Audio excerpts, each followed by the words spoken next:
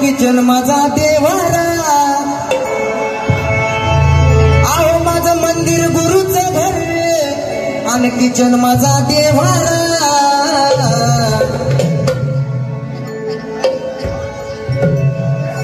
शीतल दादा, माझं मंदिर गुरुचं घर आणि किचन माझा देवारा. साजन दादा, माझं मंदिर गुरुचं घर आणि किचन माझा देवारा. आणि त्यानं काय काय बनवून चारा, त्यानं काय काय बनवून चारा, त्यानं जेवण बनवून चारा आणि माझ्या हातानं बनवून चारा. यातच आनंद मिळतोय सारा. त्यानं काय काय बनवून चारा, यातच आनंद मिळतोय सारा. यात आनंद मिळतोय सारा. यात आनंद मिळतोय सारा. यात आनंद मिळतोय सारा.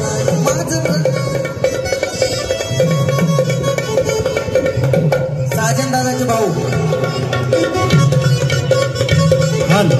हे पोरग काय म्हणताय करताय का तुम्हाला? याचं कारण असं आहे,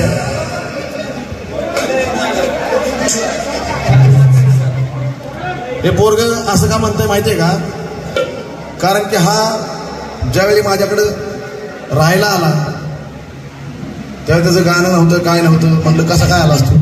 आलो म्हणला राहायला पिशवी भरून, बॅग घेऊन आला.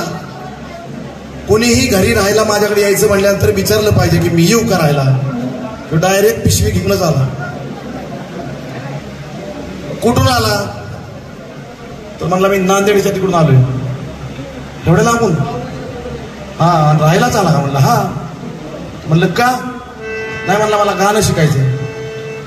अरे पण गाणं शिकायचंय पण तू राहायलाच कसं काय डायरेक्ट येऊ शकतोस? मी काय धर्मशाळा आहे का?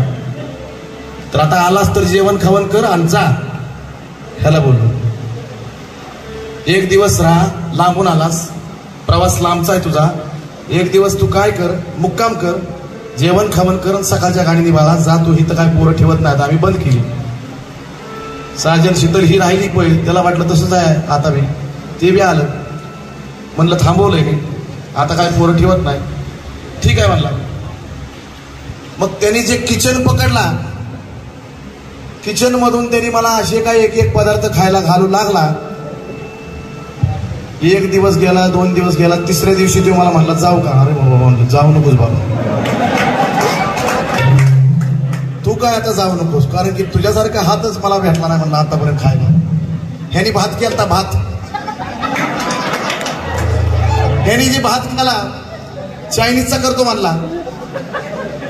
त्याच्याची चॉकलेट करेल टाकला त्याने, चॉकलेटी कलर टाकला, चॉकलेटी. तर ती बाहुबली मधले सगळे आहेत का ती काळे, त्यातला थोडा भात काढला मी आणि शीतलनी. म्हणलो अरे लय लय झालाय म्हणलो, हे चॉकलेटी लय झालाय भात. त्यातला थोडा काढला आणि 1 किलो भातात, पांढऱ्या भातात टाकला. तर अख्खा भात तो बी काढला. यानी असला हे कामगार. यानी एकदा भात बनवला आमच्या बहिणीच्या घरी, आमच्या दोघांनी पुरताच. 3 दिवस खात होते आमच्या बहिणीच्या घरातले. साजन बेंद्रे ह्याच सांगतोय.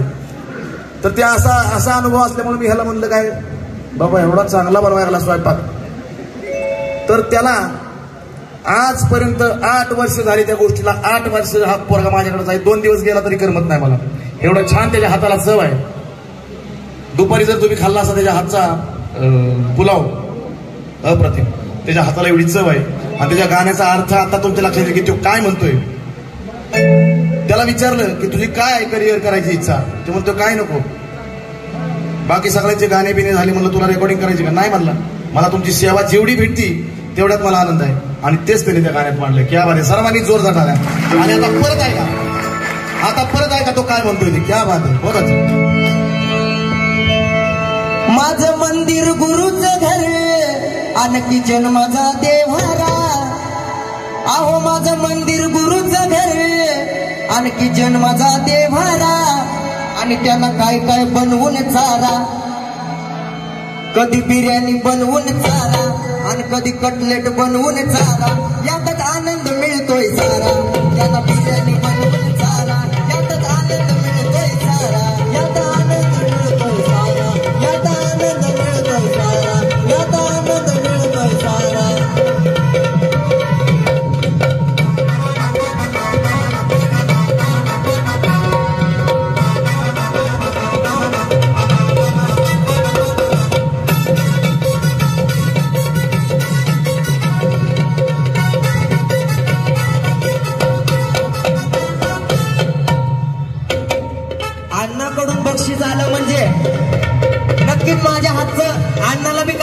बनवलेलेच असणार आहे.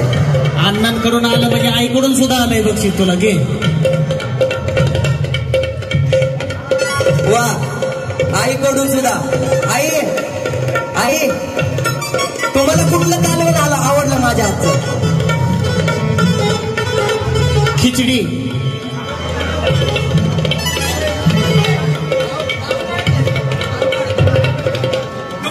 फक्त पांडू कान गाऊन मला वयाचं नाही मोठं. कान गाऊन मला वयाचं नाही मोठं. कान गाऊन मला वयाचं नाही मोठं. आणि गुरु जेवल्यावर माझं बी भरतय पोट. गुरु जेवल्यावर माझं बी भरतय पोट. गुरु जेवल्यावर माझं बी भरतय पोट. कान गाऊन मला वयाचं नाही मोठं. आणि गुरु जेवल्यावर माझं बी भरतय पोट. आणि मी एवढा नशिबवान आहे की इथं कोण नसल. कारण मी रोज जेवण बनवतो ना. आज एवढा बोतावळा जमलाय. एवढेचे गुरु ते माझ्या हातचं रोज मी जे जेवण बनवलं ते रोज खाते. ह्यापेक्षा अजून मला मोठं काय पाहिजे.